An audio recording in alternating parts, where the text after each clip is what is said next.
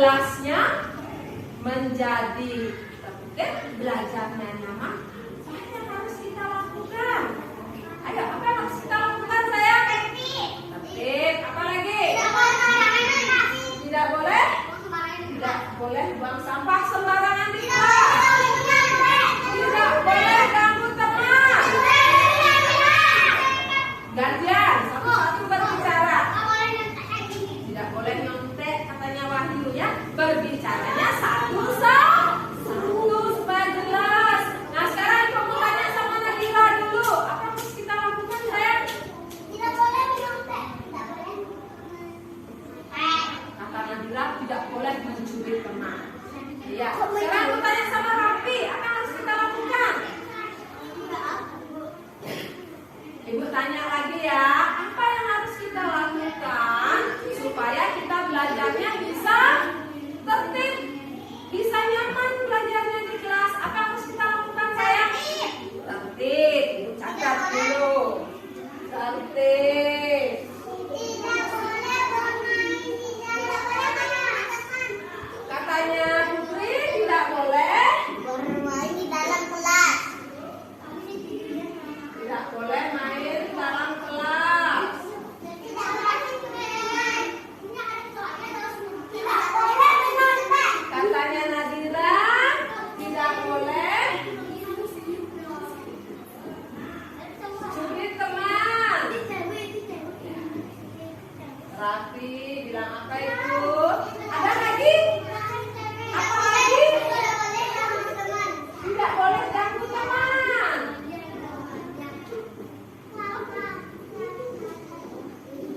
Apa lagi sayang? Oke.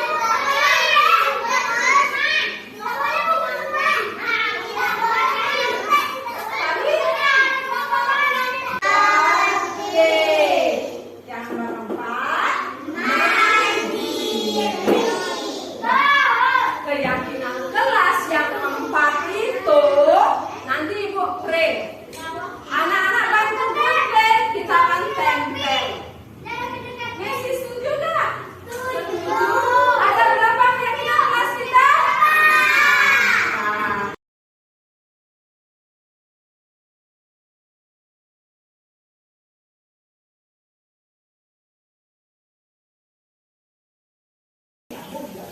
Selamat siang rekan-rekan semua. Selamat siang. Om Swastiastu. Terima kasih saya ucapkan kepada Ibu Kepala Sekolah dan rekan-rekan guru semua karena sudah berkenan meluangkan waktunya hari ini untuk mengikuti kegiatan diseminasi tentang budaya positif. Kegiatan ini saya lakukan adalah sebagai tugas dari calon guru penggerak angkatan 7 untuk sharing tentang budaya positif.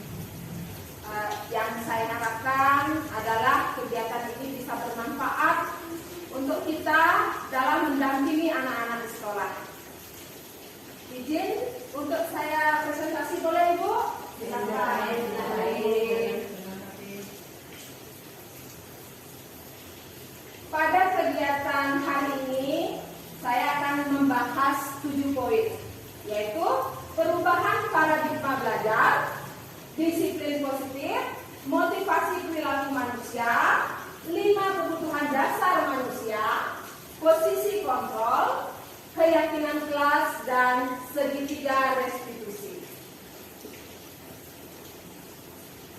Kita mulai dari poin A, yaitu perubahan paradigma belajar.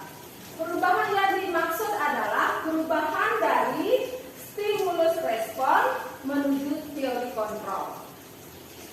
Stimulus respon seperti apa? Yaitu realitas kebutuhan kita sama. Semua orang melihat hal yang sama. Kita mencoba mengubah orang dari berpandangan sama dengan kita. Perilaku buruk dilihat sebagai suatu kesalahan.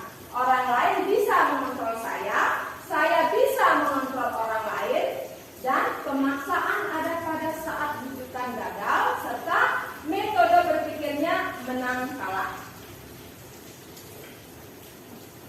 Kemudian, teori kontrol seperti apa?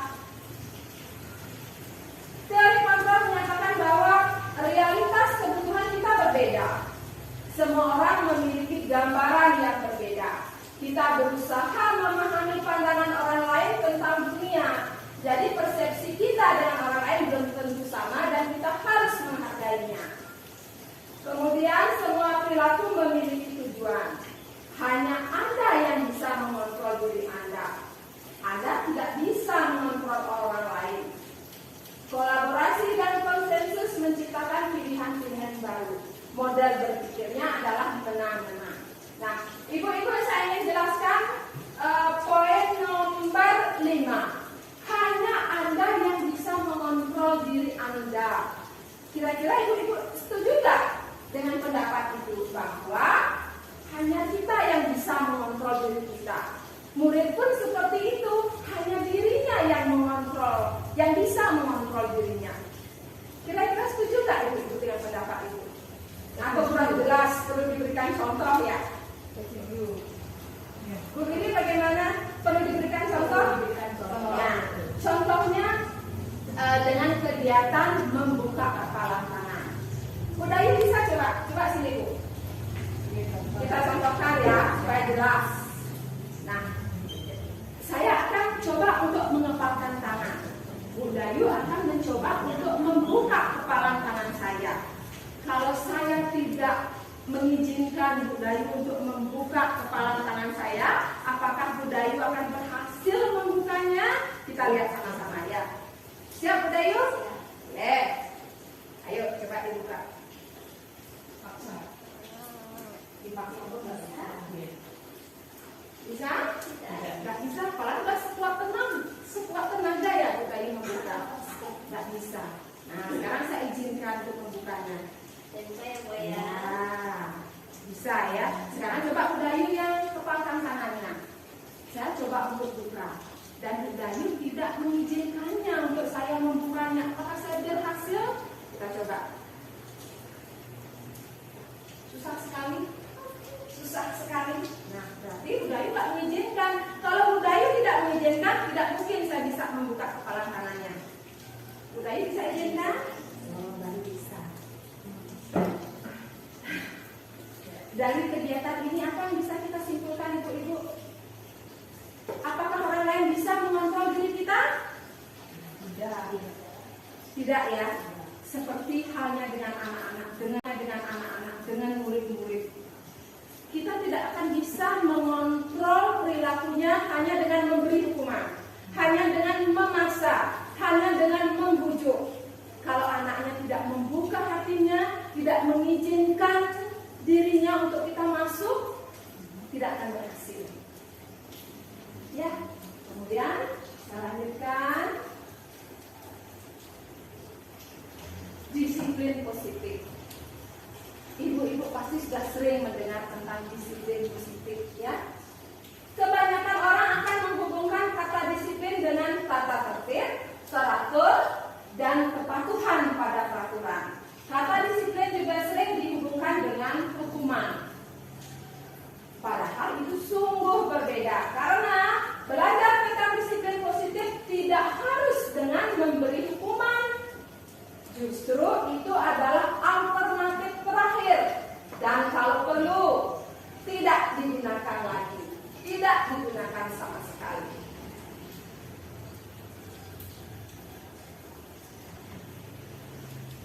Ki Hajar Dewantara menyatakan bahwa untuk mencapai kemerdekaan atau dalam konteks pendidikan kita saat ini, untuk menciptakan murid yang merdeka, syarat utamanya adalah harus ada disiplin yang kuat. Disiplin yang kuat yang dimaksud oleh KHD adalah disiplin diri, disiplin yang tumbuh dari hatinya, bukan karena orang lain. Jika kita tidak memiliki motivasi internal, barulah kita perlu motivasi eksternal, motivasi dari orang lain.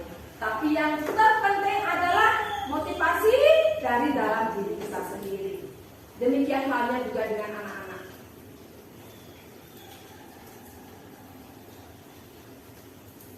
Kita lanjutkan ke motivasi perilaku manusia.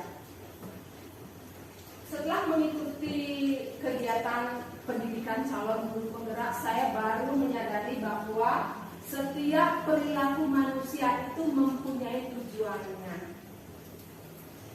Motivasi perilaku manusia. 3 motivasi perilaku manusia menurut Diary Dawson dalam bukunya Restructuring School Discipline menyatakan bahwa 1. Untuk menghindari ketidaknyamanan atau hukuman. Ini adalah tingkat rendah dari motivasi perilaku manusia. Motivasi ini bersifat eksternal. Untuk mendapat imbalan atau penghargaan dari orang lain. Dan yang ketiga, motivasi yang ketiga adalah untuk menjadi orang yang mereka inginkan dan menghargai diri sendiri dengan nilai yang mereka percaya. Ini yang kita harapkan ibu-ibu. Anak-anak mau melakukan disiplin positif, melakukan kebiasaan-kebiasaan baik, itu emang karena dari dirinya sendiri, kesadarannya sendiri. Kita lanjutkan. 5 kebutuhan dasar manusia. Ternyata ada 5 kebutuhan dasar manusia. Dan itu sangat penting untuk kita ketahui untuk melihat penyebab dari perilaku murid yang melakukan kesalahan. Apa saja 5 kebutuhan dasar manusia? Yang nomor 1 adalah kebutuhan bertahan hidup, survival. Meliputi kebutuhan fisiologis seperti kesehatan, rumah dan makanan, dan kebutuhan biologis sebagai bagian proses reproduksi. Misalnya murid kita nggak sehat, kira-kira bisa nggak dia di sekolah itu performnya bagus? Bisa nggak dia konsentrasi, bermain, happy, senang dengan anak-anak? Kira-kira bisa nggak ibu-ibu? Tidak. Ya, pasti tidak. Ya.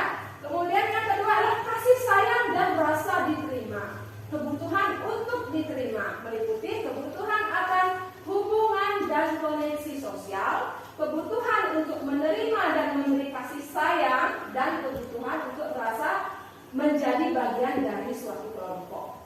Kasih sayang dan rasa diterima. Murid-murid kita perlu dia yakin, dia merasa bahwa dirinya disayang, apapun keadaannya, apapun kekurangannya. Di rumah dia disayangi oleh orang tuanya, dan di sekolah kita sebagai orang tua kedua untuk murid-murid kita harus meyakinkan kepada anak-anak bahwa kita menyayanginya. Apapun keadaannya, apapun situasinya, kita menerimanya. Bukan hanya menerima kelebihannya, tetapi kita harus juga bisa menerima kekurangan dari murid-murid kita. Dan kebutuhan yang ketiga, penguasaan. Ternyata anak-anak juga punya kebutuhan bahwa dia bisa menguasai. Kebutuhan pengakuan atas kemampuan. Kebutuhan ini berhubungan dengan kekuatan untuk mencapai sesuatu, menjadi kompeten, menjadi terampil, diakui atas prestasi dan keterampilan kita, didengarkan dan memiliki rasa harga diri. Itu sangat penting sekali untuk anak-anak. Bagaimana kalau seorang anak, misalnya, setiap dia ngomong, temannya nggak ada yang dengar. Setiap dia datang, temannya pergi. Ya. Kemudian diajak, misalnya membuat suatu kegiatan. Kurang aktif, pasif, tidak ada ide. Kira-kira apa yang terjadi dalam hati anak-anak itu? Pasti atau kemungkinan besar dia akan merasa rendah diri.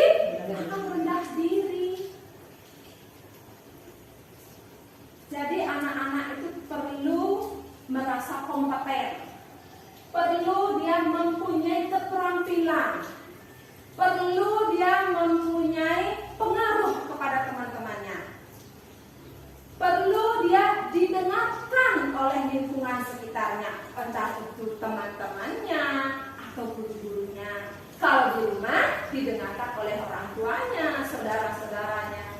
Itu adalah kebutuhan dasar manusia yang sangat penting, termasuk yang dibutuhkan oleh murid-murid kita.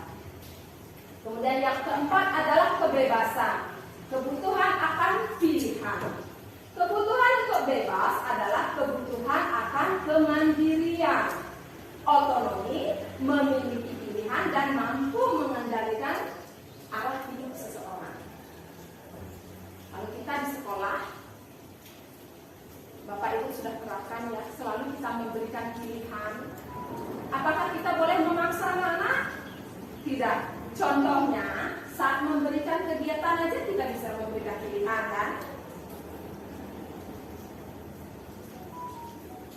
Kita lanjutkan yang kelima. Kesenangan. Kebutuhan untuk merasa senang. Kebutuhan untuk mencari kesenangan, bermain dan tertawa.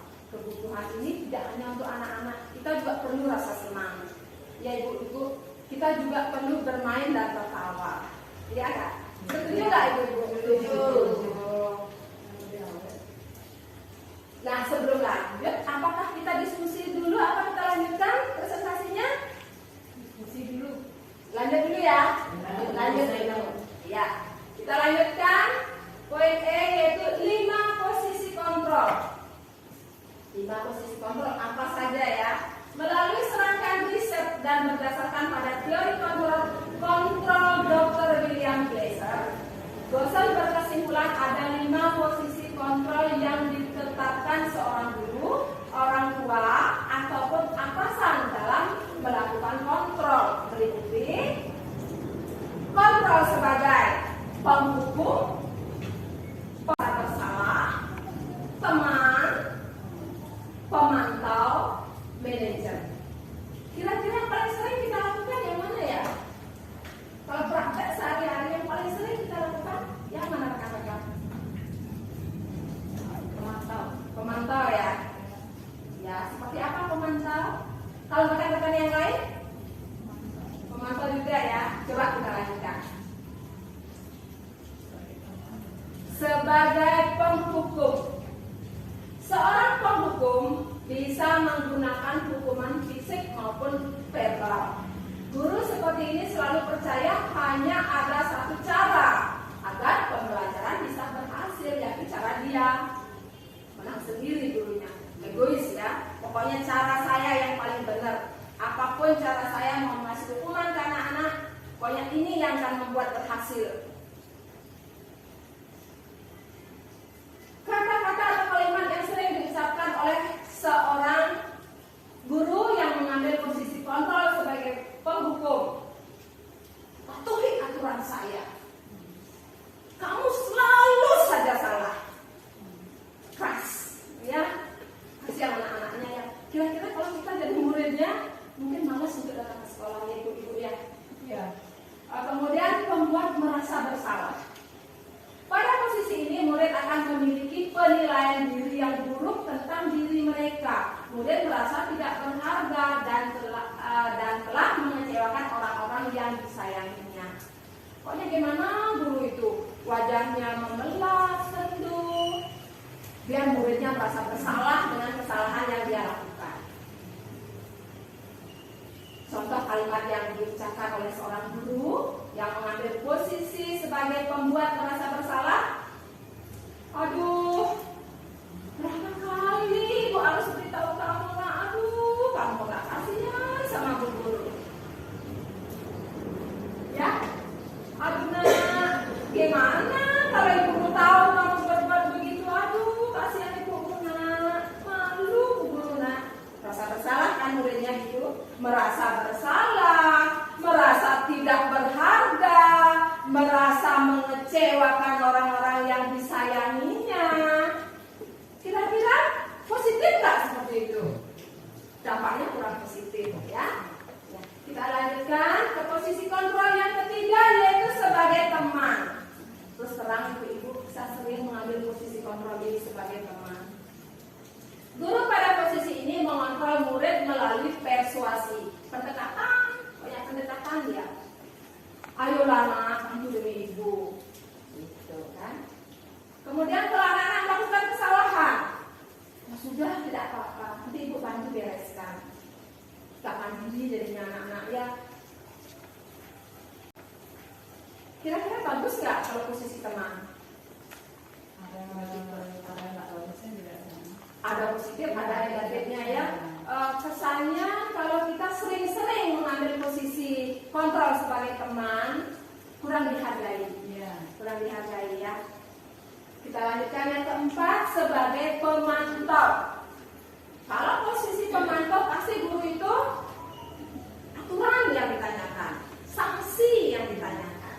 Ya, memantau berarti mengawasi. Posisi pemantau berdasarkan pada peraturan dan konsekuensi dengan menggunakan sanksi atau konsekuensi. Setiap anak-anak melakukan kesalahan, misalnya murid datang terlambat. Kamu kenapa terlambat? Sudah tahu kan sanksinya kalau datang terlambat? Nah, seperti itu. Itu pemantau. Kalau penghukum, misalnya muridnya datang terlambat. Kamu kenapa datang terlambat? Ayo lari di lapangan.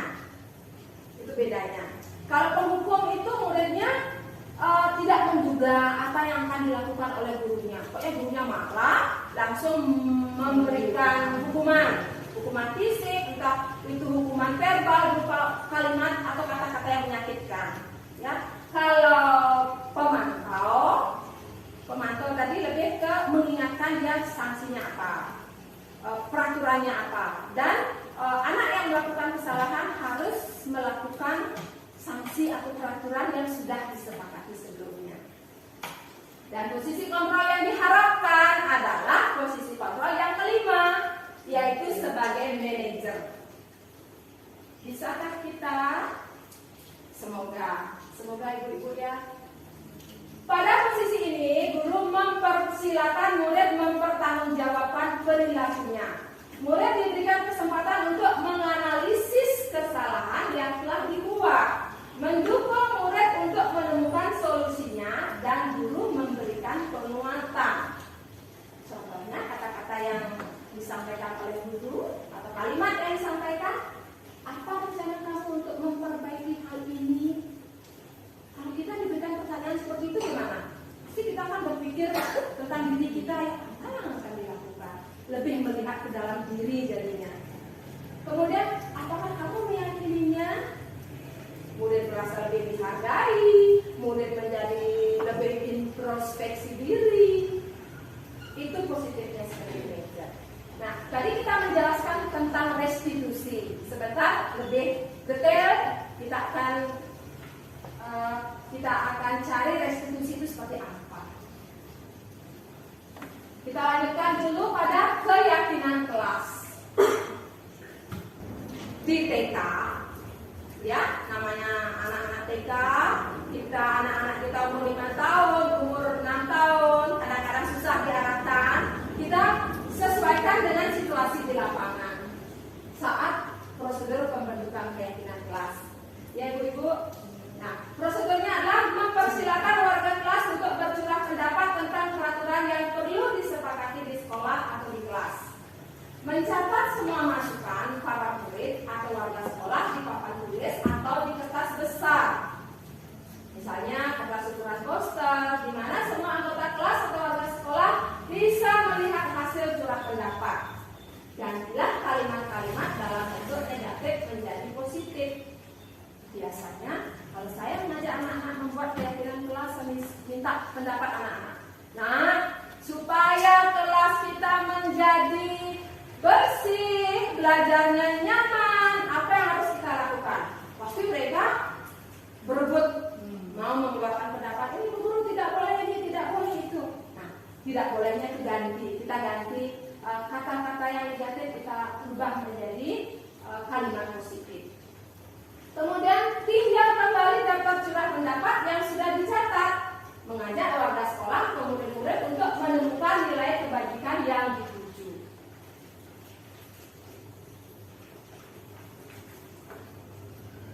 Tinjau ulang keyakinan sekolah atau kelas secara bersama-sama, sebaiknya berkisar antara 3 sampai 7. Kalau saya buatnya 5. Kalau lebih dari 7 terlalu banyak. Setelah keyakinan sekolah atau kelas selesai buat, maka semua warga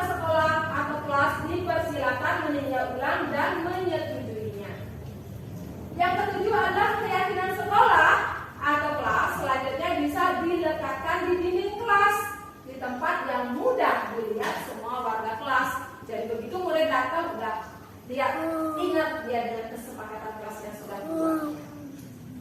Kita lanjutkan ya. Mengapa restitusi? Apa itu restitusi? Yuk kita lihat. Restitusi adalah proses menciptakan kondisi bagi murid untuk memperbaiki kesalahan mereka, sehingga mereka bisa kembali pada kelompok mereka dengan karakter yang lebih kuat. Dosen 2004. Restitusi merupakan proses kolaboratif yang mengajarkan murid untuk mencari solusi untuk masalah mereka dan membantu murid berpikir tentang orang seperti apa yang mereka inginkan. Restitusi bukan untuk menebus kesalahan, namun untuk belajar dari kesalahan. Restitusi menuntut untuk melihat ke dalam diri. Restitusi mencari kebutuhan dasar yang mendasari tindakan. Restitusi fokus pada solusi. Dalam restitusi diri, murid belajar untuk mengubah kebiasaan dari kecenderungan untuk mengomentari orang lain menjadi mengomentari diri sendiri. Ini kayak penting sekali ya Bu ya. Murid belajar untuk mengubah kebiasaan dari kecenderungan untuk mengomentari orang lain menjadi mengomentari diri sendiri. Artinya introspeksi muridnya.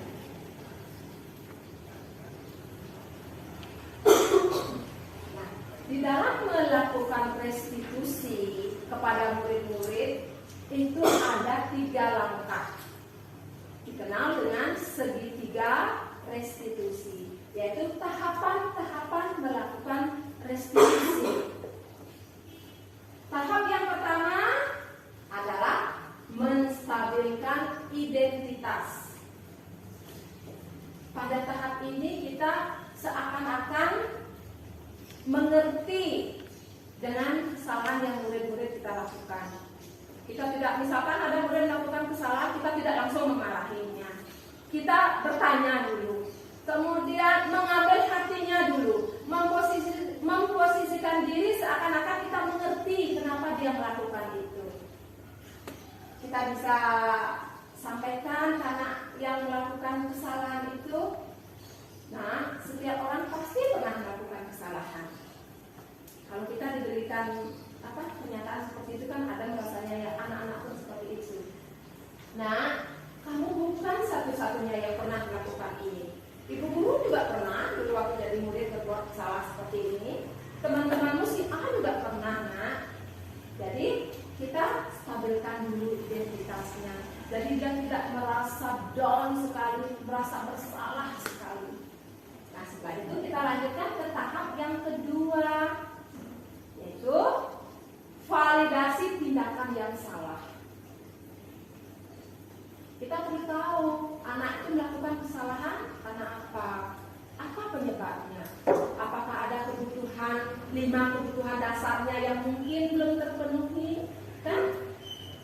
Kita bisa menanyakan ke anak-anak yang membuat kesalahan misalnya, kamu tentunya punya alasan mengapa melakukan ini.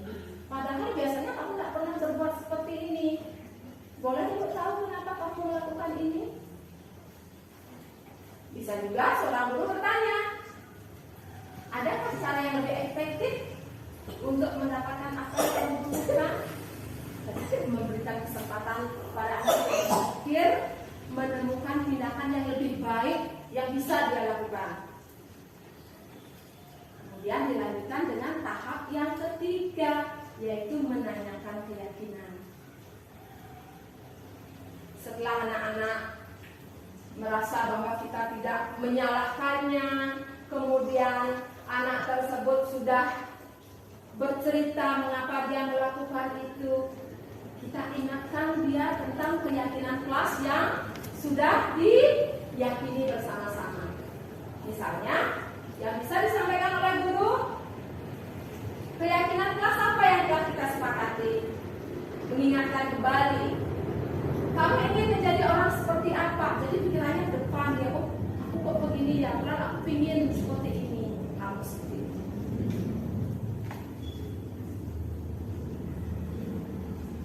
Nah, langkah-langkah segitiga restitusi institusi sudah saya jelaskan tadi ya. Menstabilkan identitas, bagian dasar dari segitiga restitusi bertujuan untuk mengubah identitas anak dari orang yang gagal karena melakukan kesalahan menjadi orang yang sukses. Yang kedua, validasi tindakan yang salah. Menurut teori kontrol, semua tindakan manusia, baik atau buruk, pasti memiliki maksud atau tujuan tertentu.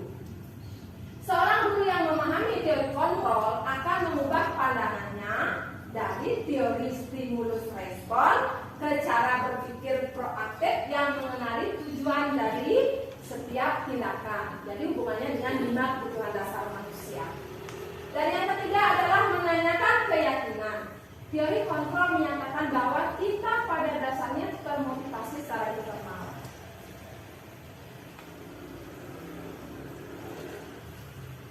Ibu-ibu, sekian paparan saya presentasi tentang budaya positif. Bisa ke awal lagi, slide pertama.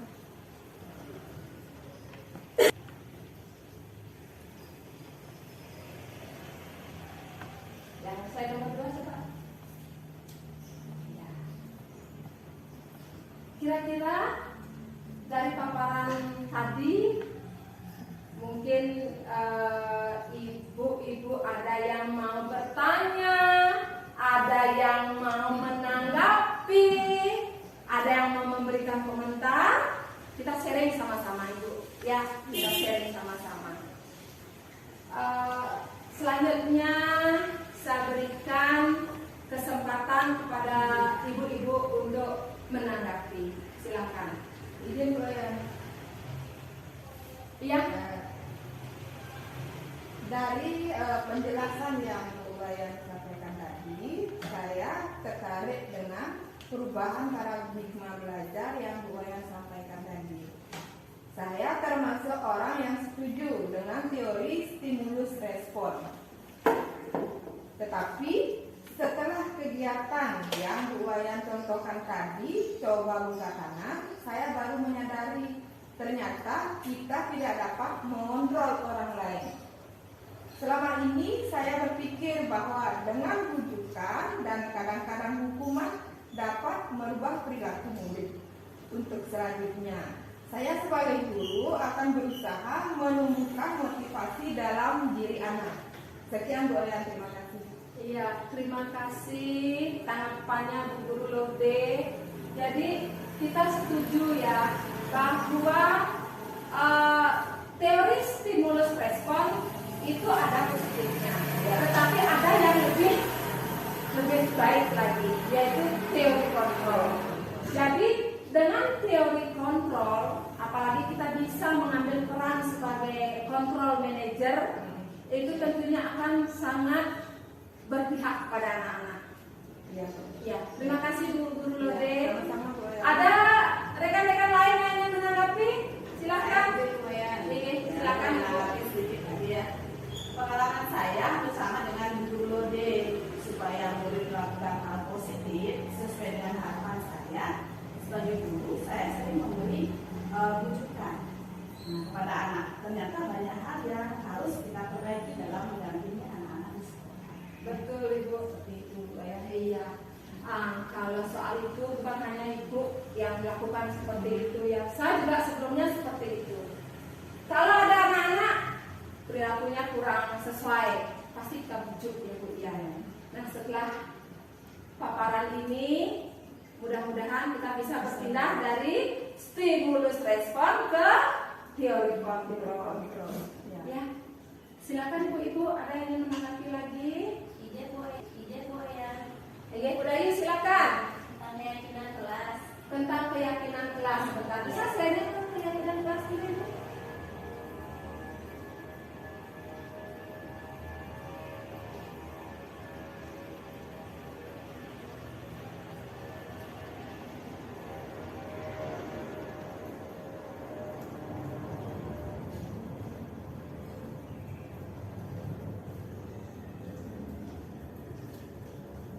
Ya, silakan Bu Dayu. Ini loh Bu, kalau dulu kan kesepakatan kelas. Iya.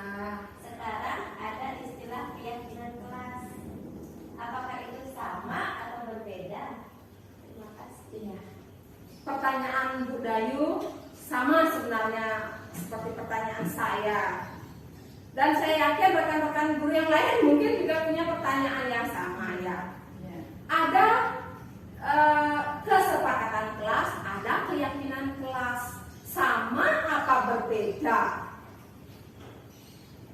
Rekan-rekan yang lain mungkin ada yang mau menanggapi, silakan. Izin Bu. Ya, Bu Guru Willy silakan. Nah, kalau tadi kan misalnya sama Bu Guru Dayu, apakah keyakinan dan kesepakatan kelas apakah itu sama?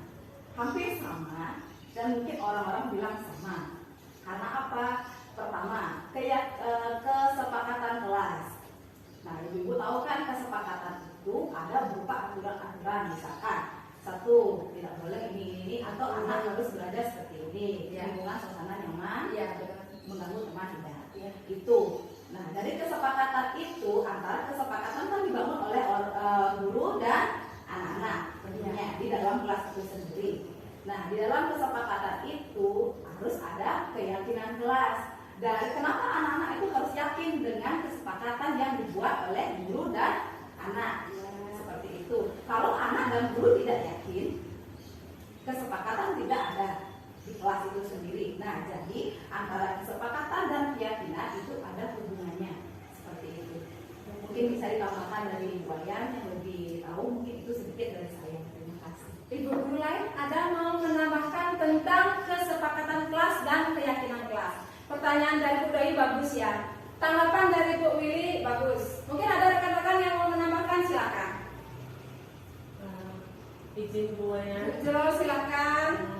Kalau saya sih tidak menanggapi, kan banyak teman yang sudah menanggapi, hanya saja dalam kesempatan ini saya berterima kasih dengan topik yang Bu Wayan sampaikan hari ini, sangat bermanfaat untuk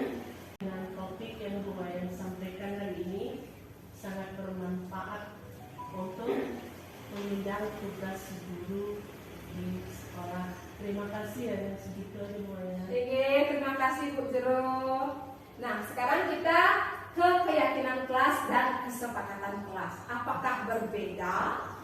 Kalau tujuannya, kalau menurut saya, kalau koreksi kalau salah ya, tujuan kelas sama keyakinan kelas memiliki tujuan yang sama.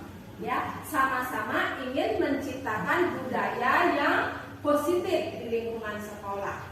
Ingin anak-anak melakukan budaya positif itu memang benar-benar termotivasi dari dalam dirinya. Tetapi kalau kesepakatan kelas, kesannya ya, kesannya itu seperti agak memaksa. Ya Bu ya.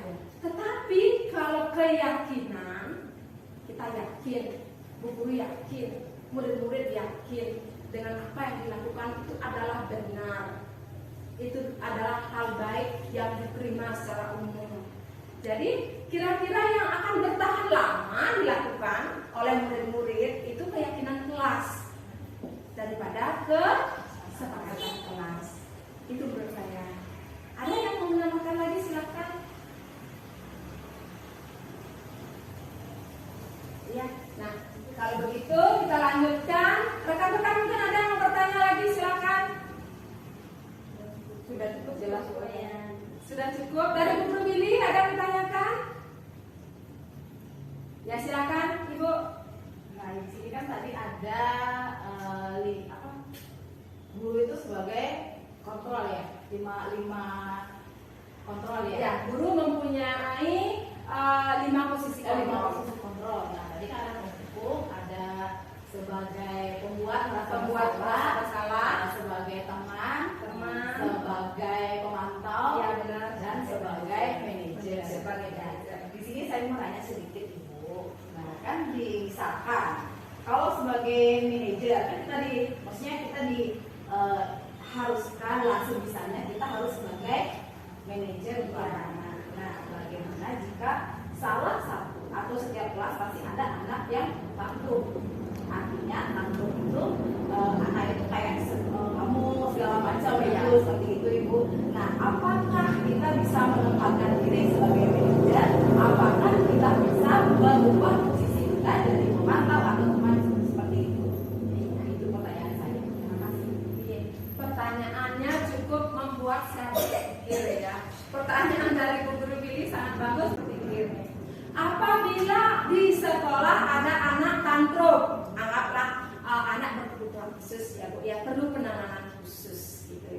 apakah kita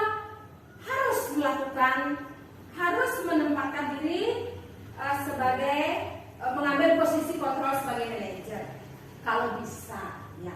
Apalagi kita sebagai pendidik TK dengan karakteristik anak-anak yang sangat beragam.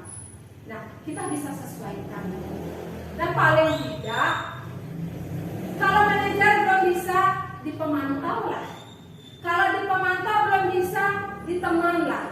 Tapi sebisanya penghukum jangan, pembuat rasa bersalah jangan. Gitu. Tapi dari teman kita bisa ambil posisi kontrol sebagai teman, posisi kontrol sebagai manajer. Tapi tetap kita berusaha untuk ambil posisi kontrol sebagai yang terakhir, yaitu manajer. Ibu-ibu silakan, ada yang mau menambahkan? Bu Tut mungkin? Sudah cukup ya. Dan Bu Jero ada yang mau menambahkan? Ya, sudah cukup jelas. Sudah cukup ya. Bapak Ibu, dari kegiatan ini saya harapkan semoga bisa memberikan manfaat untuk kita sebagai guru dalam mendampingi anak-anak sekolah. Kira-kira ada pertanyaan lagi? Sudah cukup? Sudah cukup ya. Dari paparan yang saya sampaikan, apabila ada yang kurang, apabila ada yang salah, saya mohon maaf ya. Nanti kalau ada yang mau dikoreksi misalnya, saya ucapkan terima kasih. Oke, Bapak Ibu, ya, terima kasih. Untuk selanjutnya, tidak lupa saya ucapkan terima kasih lagi kepada Ibu Kepala Sekolah, kepada rekan-rekan semua karena sudah meluangkan waktu. Saya tahu ibu-ibu semua sibuk, acaranya padat, kejar-kejaran, tapi masih bisa meluangkan waktu untuk mengikuti kegiatan diseminasi tentang budaya positif. Terima kasih. Dan saya akhiri dengan Param Santi. Om Santi.